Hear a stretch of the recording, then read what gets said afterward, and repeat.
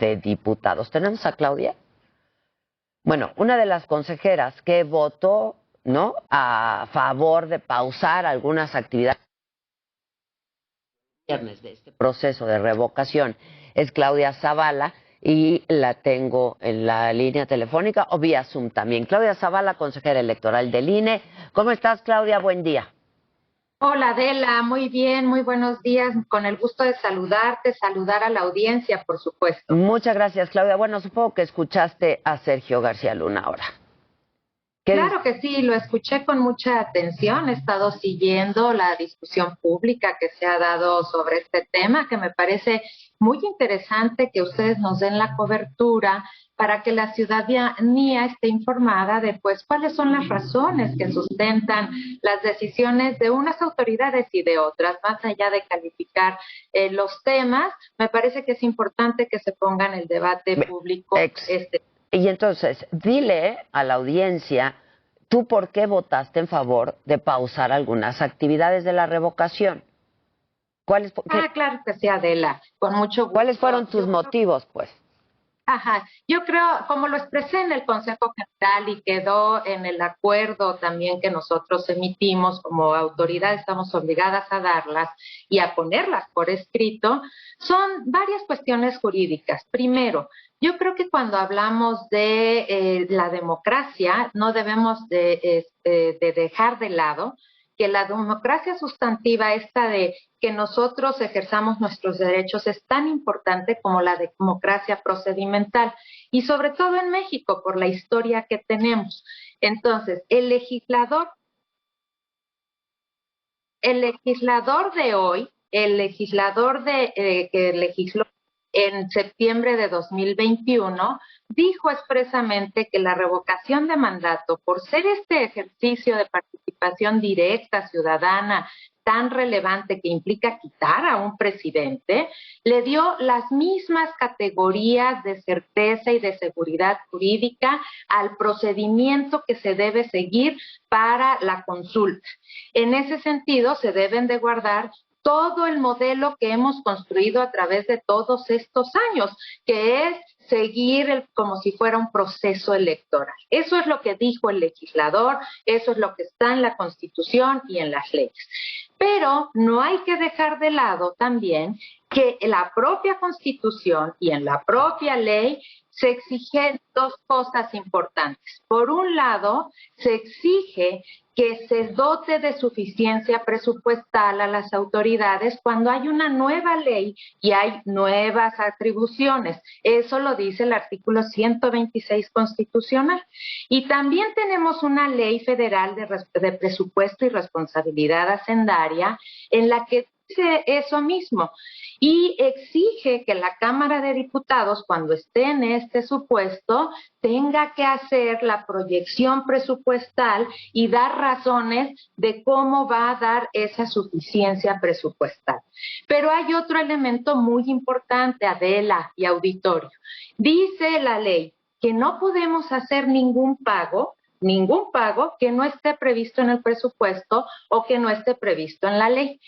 ¿Y qué hizo el INE? El INE, pues como es una ley que es en 2021, lo que hicimos fue el ajuste presupuestal de este presupuesto de 2021 para atender esta fase previa que tiene que ver pues con la recabación, lo que implica revisar la recabación de las firmas. Ahí vimos suficiencia presupuestal. Y después lo que hicimos este año fue pedirle un presupuesto y decirle, en términos de lo que está dispuesto en la ley de revocación del mandato, esto es la cantidad que el INE necesita para hacer esa revocación del mandato. ¿Qué fue lo que pasó? Que la Cámara de Diputados, sin ningún argumento, sin ninguna razón, sin ninguna consulta que exige la propia ley, no le dio la suficiencia presupuestal al INE. En esto, el INE lo que hizo después fue hacer el ajuste presupuestal y dotamos de recursos a esta partida de revocación de mandato, y lo que alcanzamos a ajustar porque tenemos que cumplir con otras funciones también, otras atribuciones que tienen que ver con la credencial del elector, que tiene que ver con la distritación, con los procesos electorales locales, con la asignación de radio y televisión y un monitoreo constante. Son muchas las atribuciones que tenemos.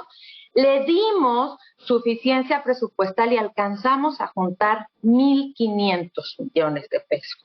¿Es suficiente eso? No, Adela, porque simplemente la primer parte, que es el de cómo vamos a seleccionar a los funcionarios de casilla, cómo vamos a integrar los consejos distritales y locales, todo esto que la ley marca cómo hacerlo, ir a hacer un sorteo, insaculamos, visitamos a más de 12 millones de personas, las capacitamos.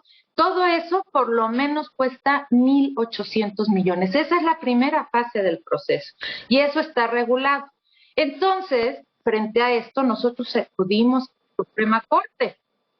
¿A qué? A decirle que necesitamos que se dote de suficiencia presupuestal para no incurrir en alguna responsabilidad administrativa. Okay. Así que este es el esquema y estas son las razones que sustentan la decisión, pues que acompañamos 4 consejeros y 2 consejeras. Es correcto. Y sobre este tema el presidente dijo, de hecho tengo a uno de los consejeros, no sé si en la línea telefónica, uno de los consejeros que votó en contra de este proyecto. Pero entonces lo que acabamos por entender es que de nuevo esto se va a resolver en la Corte. Claudia. Pues sí, eso exige el Estado de Derecho, Adela, que nosotros acudamos a los tribunales. Evidentemente hay una diferencia de ver cómo nos exigen las leyes el cumplimiento de nuestras atribuciones, y para eso están los tribunales. Este es el Estado de Derecho, lo que nosotros tenemos. Ahora, creo que es importante esto y tenemos que preguntarnos, porque este es el primer ejercicio que se hace, Adela. De esta naturaleza, claro. Exacto. Y hay que ver el precedente que se fija. Yo pregunto a las y los ciudadanos, si en este momento tuviéramos la exigencia de que la ciudadanía estuviera muy dividida en cómo ver si se conserva o no al presidente por esta pérdida de confianza, ¿estaríamos dispuestos, incluso en las elecciones, a derribar todas esas garantías que la ley en todos estos años ha establecido para garantizar la certeza y la seguridad jurídica? Porque ese es el tema. El tema es, hacemos con lo que podemos y derribamos esas garantías, lo vamos a dejar como precedente para que después continúe haciéndose así. La de la voz considera que no.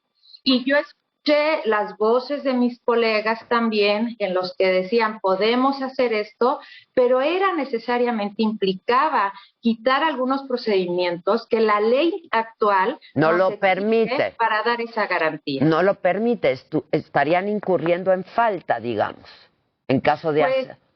Es que sí, Adela, porque este tema es tan importante, con esa cantidad es insuficiente y eso es lo que hemos dicho. Pero no hay consenso. Tendríamos que modificar el modelo. Pero no hay consenso en ese sentido dentro del Consejo del INE, porque hay consejeros que dicen que sí alcanza.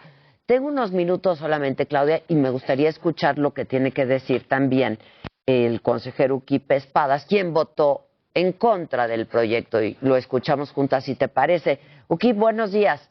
¿Qué tal? Buenos días.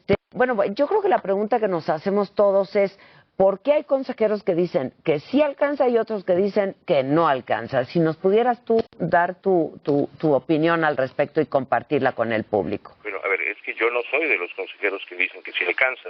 Yo no sabría quiénes dicen que sí alcanza.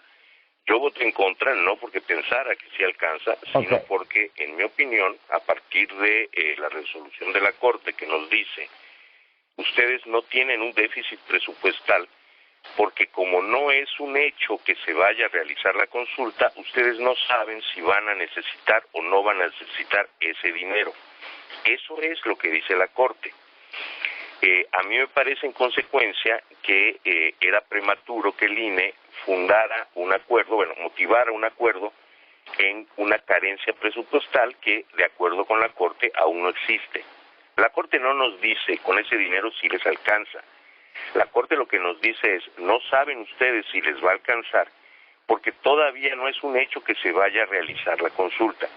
Cuando se vaya a realizar la consulta, cuando sea un hecho que se va a realizar la consulta, ustedes ya podrán saber si de veras les alcanza o no una vez que revisen su presupuesto. En ese sentido, el mandato legal sobre el mandato legal de hacer un ajuste presupuestal, la Corte lo que nos dice es no ha llegado ese momento. Dentro del instituto, evidentemente, se están tomando previsiones para poder realizar adecuadamente esto si se confirma la realización de la revocación de mandato. Pero esto, hasta el día de hoy, en términos legales, sigue siendo lo que los jueces llaman un hecho futuro de realización cierta. O sea, que se adelantaron, ¿no? Porque el momento no ha llegado, a eso te refieres. Pero ¿coincides en que ese presupuesto no alcanza? A ver, ese presupuesto definitivamente no alcanza si hay que hacer la revocación de mandato. Eso es material. Escuchaba yo la entrevista con el presidente de la Cámara y nadie disputa la facultad única de la Cámara para aprobar el presupuesto. Pero si el Congreso decide que con 20 millones, si la Cámara de Diputados en ejercicio de sus facultades decide que con 20 millones de pesos se puede hacer una elección federal, pues esto no es correcto. Es decir, la facultad exclusiva de la Cámara de aprobar presupuestos no le da a la Cámara la potestad material de reducir los precios a lo que ellos decidan acordar.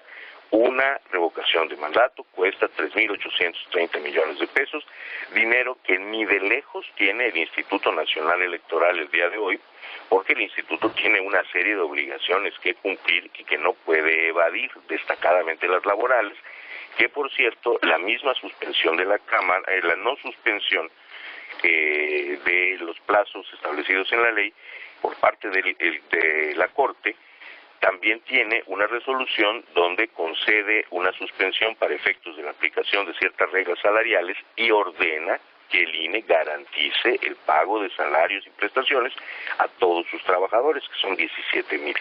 Ya. Entonces, creo que en eso coincidimos. Entonces, tú votas en contra de pausar las actividades porque te parece que está adelantado a los tiempos. Me parece que no se puede motivar nada sobre ningún tipo de acción del INE en un déficit presupuestal que la Corte nos dice que no existirá sino hasta que sea un hecho legal la revocación de mandato. Y solamente será legal hasta que no se presenten los 3 millones de firmas que se requieren. Estamos... Ya. Por lo demás, de ninguna manera afirmo yo que el presupuesto que se aprobó en la Cámara sea suficiente. No es así. Gracias por la aclaración. Pues entonces coincidimos en que esto pues ya lo va a determinar la Corte, ¿no? Va a acabar en la Corte y lo va a determinar la Corte. Bueno, en realidad vamos a ver, porque supongo que aparte de promover algún tipo de incidente en la Corte, me supongo que quienes no estén de acuerdo con la resolución del Instituto irán también al Tribunal Electoral. Claro. Muy bien, pues estaremos muy atentos. Te agradezco mucho, Uquiba Espadas Ancona, consejero del INE, y a Claudia. También muchísimas gracias, Claudia Zavala, y estaremos en contacto para pues darle toda la información al auditorio, si así me lo permiten. Muchas gracias a los dos. Gracias. Hacemos una pausa. Gracias, Adela. Al contrario, hacemos una pausa y regresamos todavía, no se vayan.